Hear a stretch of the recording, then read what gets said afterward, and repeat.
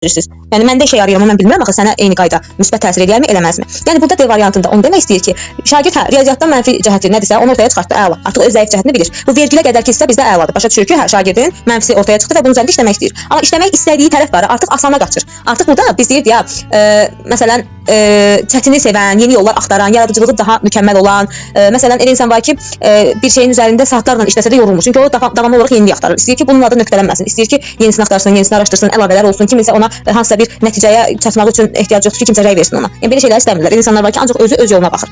Və burada var. Divergentdir o, divergent. Bəli, bax mən deyən divergentdir. Amma buradakı D variantındakı insan konvergentdir. Bu tənbəldir.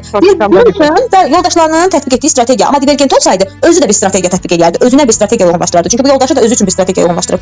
Yəni mənim öyrənmə tərzim fərqli ola bilər, yoldaşımınki də fərqli ola bilər. Amma mən desəm ki, yoldaşıma ki, sənin öyrənmə tərzin nədirsə, gəl mən də ondan eləyim, gəl mən də səninki kimi öyrənim, məndə uğursuz alınır. Çünki onun maraq dairəsi başqa, qavraması başqa.